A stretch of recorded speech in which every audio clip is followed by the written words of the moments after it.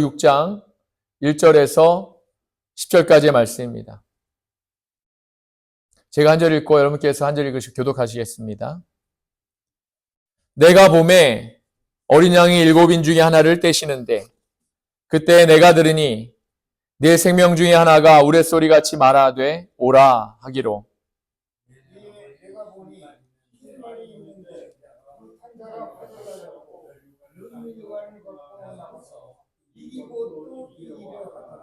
둘째 인을 떼실 때에 내가 들으니 둘째 생물이 말하되 오라 하니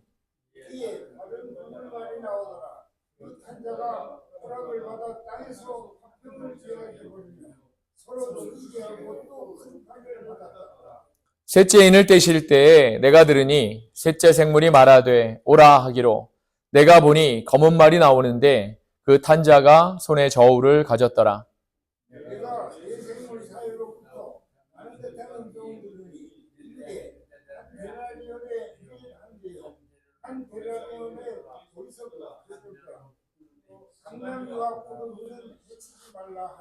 넷째 인을 떼실 때에 내가 넷째 생물의 음성을 들으니 말하되 오라 하기로 내가 봄에 청색 말이 나오는데 그 탄자의 이름은 사망이니 음부가 그 뒤를 따르더라. 그들이 땅 4분의 1의 권세를 얻어 검과 흉년과 사망과 땅의 짐승을 눌러서 죽이더라. 다섯째 인을 떼실 때에 내가 보니 하나님의 말씀과 그들이 가진 증거로 말미암아 죽임을 당한 영혼들이 제단 아래에 있어 큰 소리로 불러 이르되 거룩하고 참되신 대주제여 땅에 거하는 자들을 심판하여 우리 피를 갚아주지 아니하시기를 어느 때까지 하시려 하나이까 하니. 아멘. 살아계신 하나님의 말씀입니다. 지난주에 우리가 살펴보았던 것은 사도 요한이 하나님의 오른손에 쥐어진 안팎으로 쓰여진 두루마리를 보게 되었던 것과 그 두루마리는 7개의 인으로 봉인되어 있었는데 하나님이 그 봉인된 두루마리를 해제할 사람을 찾고 계셨다는 그런 사실입니다. 그런데 그 두루마리가 해제되었을 때 애가와 애곡과 재앙이 임할 것이라는 그런 사실과 이 일은 반드시 일어날 것이라는 사실을 알고 있었던 요한은 크게 울고 맙니다. 근데 그가 울고 있었을 때 이 두루마리를 해제할 수 있는 분은 바로 예수님이시고 그분이 승리하셨다라는 그런 이야기를 한 명의 장로로부터 이제 사도 바울이 이제 듣게 되었습니다. 그러므로 7인으로 봉인된 이 두루마리를 해제하는 것이 이 편지를 받게 될 도미티안으로부터 박해를 받고 있는 성도들 또 교회들에게는 그들이 지금 어떠한 어려운 상황에 있을지라도 혹은 죽음 앞에 있을지라도 소망이 될 수 있었다는 사실을 우리가 알게 되었습니다.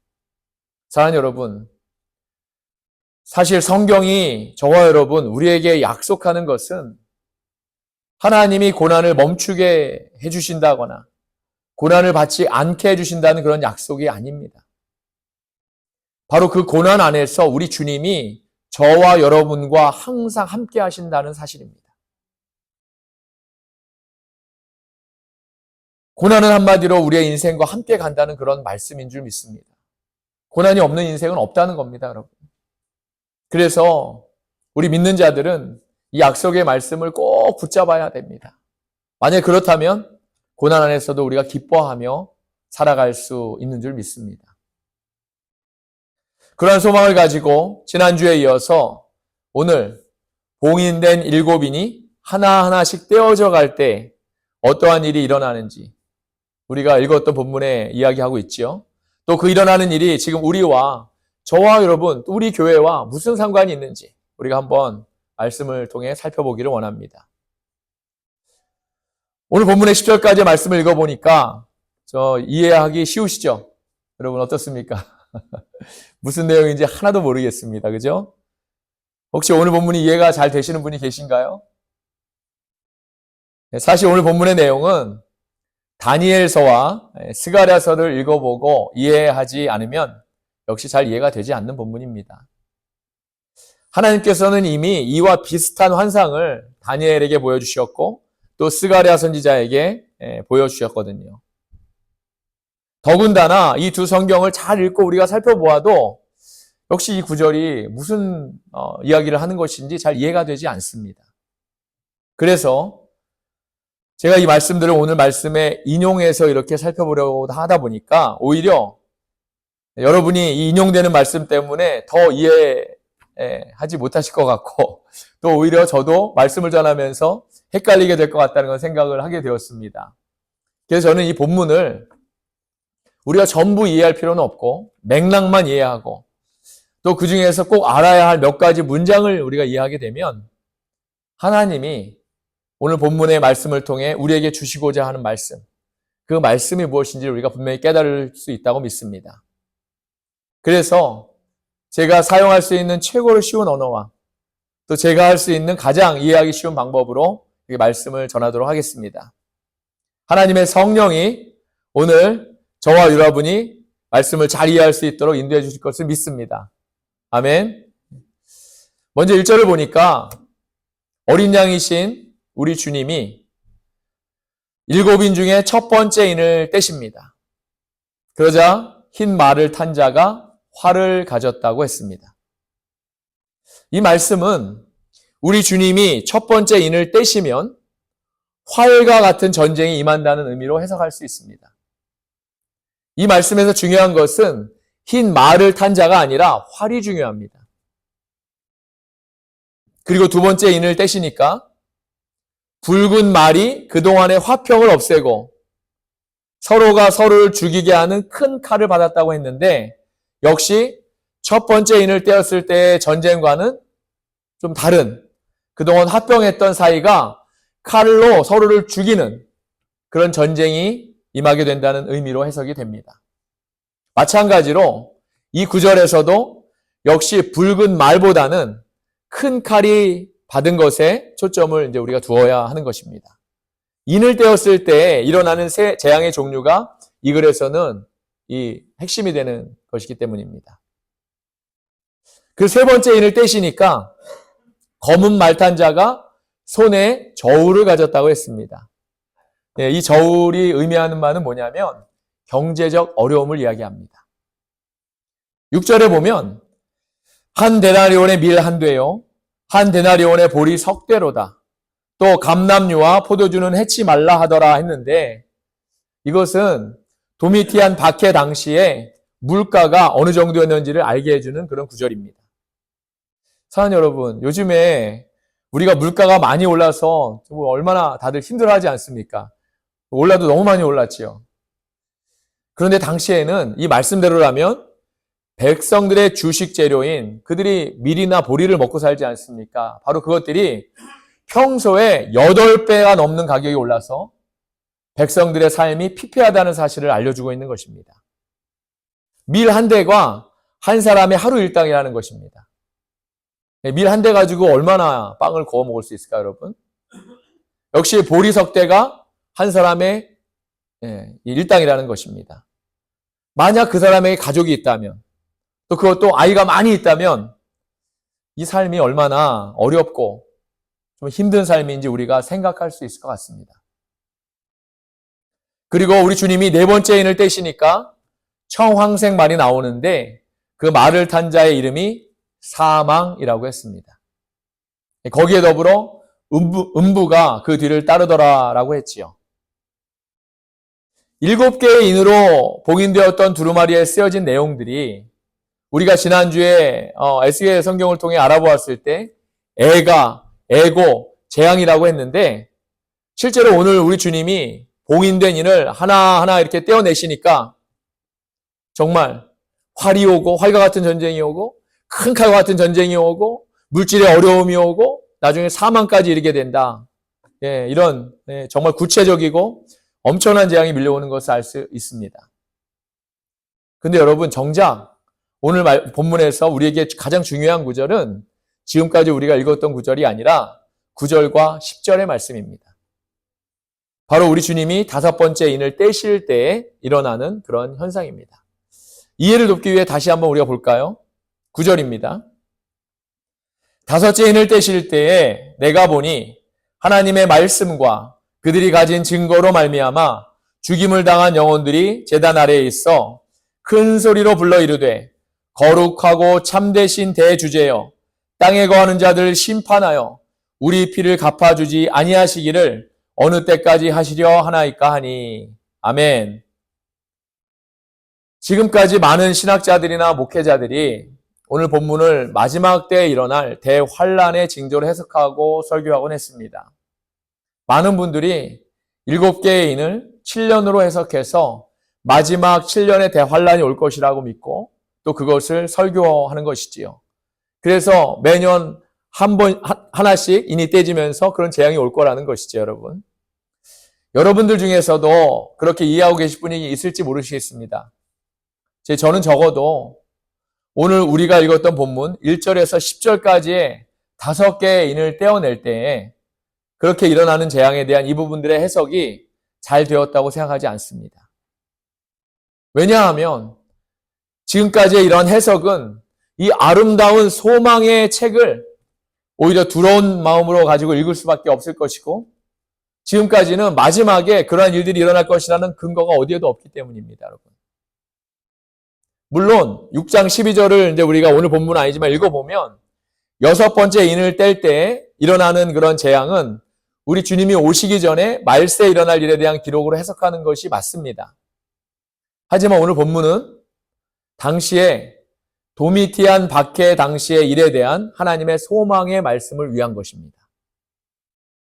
우리가 당시의 시대적 배경이나 상황, 또 편지를 받고 있는 성도들의 상황을 잘 알지 못하고 오늘날 우리들 중심으로 그 본문을 해석하게 되면 이렇게 성경에서 이야기하는 복음을 깨닫지 못하게 되는 것입니다. 사랑하는 여러분, 이 본문은요, 한마디로 지금 카타콤에서 박해를 피해서 숨어있는 동굴에서 혹은 감옥에서 혹은 사도 요한처럼 유배된 상황에 있는 그런 성도들 또 교회들의 상황을 이야기하고 있는 것이고 그 모든 고난과 핍박을 당하는 것이 사실은 하나님의 계획 안에 있다는 사실을 그들에게 알려줌으로 인해서 그들이 죽음과 고난 안에서도 우리 주님께서 주신 말씀에 대한 소망을 가지라고 그렇게 보내는 하나님의 복음과 사랑을 담은 편지인 것입니다. 그리고 본문을 통해 하나님이 말씀하시고자 하는 것은 너희들이 지금 당하고 있는 이 고난은 반드시 일어나야만 하는 일이라는 그러한 사실인 것입니다. 또 9절에서요 분명히 말씀하지 않았습니까? 하나님의 말씀과 그들이 가진 증거로 말미암아 죽음을 당한 영혼들, 바로 이 영혼들 안에 사도 요한도 포함된 것입니다. 제 말이 맞는지 한번 계시록 1장 9절을 다시 볼까요? 제가 한번 읽겠습니다. 나 요한은 너희 형제요 예수의 환난과 나라와 참음에 동참하는 자라 하나님의 말씀과 예수의 증거를 인하여 반모라 하는 섬에 있었더니. 아멘. 어떻습니까, 여러분? 제 말이 맞습니까? 하나님의 말씀과 예수의 증거로 인하여. 오늘 본문에 나오는 이야기가 똑같죠? 사도 요한이 이 계시록의 편지를 쓰면서 자기 자신을 소개하는 장면인데 그가 반모섬에 갇히게 된 이유를 말하고 있는 겁니다. 마찬가지로 하나님의 말씀과 예수를 증거한 것 때문에 요한은 반모섬의 감옥에 있지만 다른 어떤 성도는 죽음을 앞에 두고 있었고 또 다른 성도는 카타콤에 숨어 있었다는 것입니다. 그러니 우리 주님이 지금 하나하나 떼고 계신 이 인들로 인해서 일어나고 있는 일들은 지금 하나님의 말씀과 예수를 증거한 것 때문에 성도들과 교회들이 당하고 있는 고난과 핍박을 그렇게 이야기하고 있는 말씀인 것입니다. 다시 한번 말씀드리지만 그들이 지금 당하고 있는 일들은 우리 하나님이 계획 안에 있는 것이고 이들을 직접 실행하시는 분이 바로 우리 주님이시라는 것입니다. 그런데 우리가 9절 말씀을 읽을 때 가볍게 지나가는 내용이 있습니다. 이 내용이 사실 오늘 본문을 이해하는데 너무 중요한데 우리가 그것을 놓치는 경우가 많이 있습니다. 우리가 무엇을 놓쳤는지 한번 다시 볼까요? 9절 보겠습니다. 5째 인을 떼실 때 내가 보니 하나님의 말씀과 그들이 가진 증거로 말미암아 죽음을 당한 영혼들이 제단 아래에 있어. 아멘. 하나님의 말씀과 그들이 가진 증거로 말미암아 죽임을 당한 영혼들이 제단 아래에 있다는 것입니다. 이것이 무슨 말씀일까요, 여러분? 하나님은 이 모든 영혼들을 당신의 제단 아래에 귀하게 간직하고 계신다는 것입니다. 하나님은 당신의 이름을 증거하다가 죽임을 당한 그 영혼들을 당신 곁에, 그것도 당신의 가장 거룩한 성소의 제단 아래에 그렇게 간직하고 계시는 것이지요. 그리고 이제 그 영혼들이 탄원하는 내용이 바로 10절의 말씀인 것입니다. 이제 그들은 큰 소리로 외칩니다. 거룩하고 참되신 대주제여, 땅에 거하는 자들 심판하여 우리 피를 갚아주지 아니하시기를 어느 때까지 하시려 하나이까 하니, 우리의 원수를 갚아주세요, 주님. 우리를 이렇게 피 흘려 죽게 하니 원수를 언제 갚아주실 겁니까, 주님? 이들의 탄원이 바로 이겁니다. 사랑하는 여러분, 하나님께서 이들의 탄원을 들어주셨을까요? 예, 하나님은 제단 아래에서 탄원했던 이들의 기도를 하나님은 들어주셨습니다.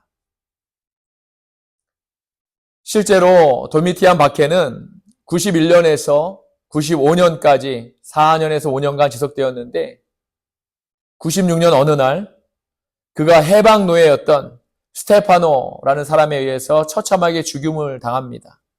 그래서 완전히 박해가 끝나게 되지요. 그리고 이후에 반모섬에 유배되었던 사도 요한도 풀려나게 되었던 그 역사적 기록이 있습니다. 그리고 이후에 더 놀라운 일이 계속됩니다. 그렇게 도미티안 박해 이후에 로마는요, 더욱더 타락하게 됩니다. 더욱더 음란하게 되지요. 로마 도시 전체가 음란이 만연하게 되어서 결혼을 해서 아이를 낳아도 자신의 자식인지 확신할 수 없을 정도로 타락이 아주 극에 그렇게 달하게 됩니다. 그런데 그 로마 안에서도 정결한 사람들이 있다는 그런 소식을 로마 귀족들이 듣습니다. 누굴까요, 여러분? 바로 도미티안의 박해 안에서도 살아남게 되었던 그리스도인들이었습니다. 로마 위정자들과 귀족들은 어느 때부터인지 그리스도인들의 딸들을 자신들의 아들과 혼인시키기 시작합니다. 왜냐하면 그리스도인들은 정결할 뿐만 아니라 신실한 사람들이라고 그들이 믿게 되었거든요. 도미티안의 그 참혹한 박해 안에서도, 그 처참한 박해 안에서도 끝까지 믿음을 지키고 끝까지 예수 이름을 배반하지 않았던 것들을 그들이 알고 있었기 때문입니다. 그래서 결국 이러한 과정의 결과로 325년에 니케아 공의회를 통해서 기독교가 로마의 국교가 되는 겁니다, 여러분. 기독교가 로마의 국교가 된 이유는 우연히 된 것이 아닙니다. 많은 학자들이 바로 이 도미티안 박해에서부터 시작해가지고 기독교가 로마의 국교가 되었다고 그렇게 주장하는 사람이 많습니다. 바로 그리스도인의 세상이 이제 된 것이지요. 하나님의 계획이 놀랍지 않으십니까, 여러분? 하나님의 계획이 얼마나 놀라우십니까? 사랑하는 여러분, 저는 요한계시를 읽으면 읽을수록 또 공부하면 공부할수록 저와 여러분을 향한 우리 하나님의 사랑이 얼마나 크고 대단한지를 깨닫고 있습니다. 하나님은 당신의 이름 때문에, 그 이름을 증거한 것 때문에 그렇게 죽음을 당하거나 핍박을 당하거나 고난을 당하는 영혼들을 불쌍히 여기시면서 그들을 너무나 사랑하신다는 겁니다. 거기에 더해서 하나님은 믿는 자들의 고난을 통해서 하나님의 일을 이루시는 것입니다. 이러니 고난이 축복일 수밖에 없지요. 그래서 이 고난과 핍박은 반드시 일어날 일이었다는 겁니다. 사랑하는 여러분, 이러한 하나님을 사랑하지 않으시겠습니까? 이러한 하나님을 의지하지 않으시겠습니까? 우리가 사실 고난을 겪게 되면 우리 하나님을 바라보기가 쉽지 않습니다. 지금 내 앞에 있는 고난의 모습이 너무 크게 보이기 때문이지요. 너무 힘겹기 때문이지요. 그 고난을 당하는 당사자가 아니면 그 누구도 그 고난에 대해서 이해할 수 없습니다. 그런데 바로 이때 우리가 우리 하나님을 바라본다면 이 고난도 우리 하나님의 계획 안에 있다는 사실을 알게 될 것이고, 이 고난을 통해 우리가 우리 주님을 더욱 의지하고 사랑하기를 원하신다는 사실을 우리가 분명히 깨닫게 될 것입니다. 그러면 이 말씀을 듣고 우리가 할 일은 뭘까요? 교회가 할 일이 무엇이겠습니까, 여러분? 이 소망의 말씀을 듣고 있는 당시의 성도들과 교회들을 보면서 저와 여러분, 우리가 해야 될 일이 무엇일까요? 바로 우리의 모든 인생과 계획을 주관하시는 우리 하나님과 예수님을 먼저는 바라보아야 합니다. 그리고 그 우리 주님을 주위에 소개하는 일입니다. 이 대강절 기간에 가장 가까운 가족이나 친척들, 그리고 이웃들에게 우리 주님을 소개할 수 있기를 바랍니다. 할렐루야. 우리 주님이 주신 축복, 우리 주님이 우리를 구원하신 기쁜 소식, 바로 이 사실을 우리가 가는 곳마다 만나는 사람에게 전해야 하는 것입니다. 이것이 오늘 하나님이 우리에게 원하시는 일인 줄 믿습니다. 또한 그분이 우리의 구원자이시고 바로 나의 주님, 나의 왕이시라는 그런 사실을 우리가 선포하는 것을 통해서 저와 여러분이 어떠한 사람인지 우리의 정체성을 다시 깨닫고 이 성탄의 계절에 더욱 우리 주님을 사랑하시고 오직 주님만을 섬기시는 저와 여러분이 다 되시기를 예수 그리스도의 이름으로 감사하며 축원합니다. 아멘. 기도하겠습니다.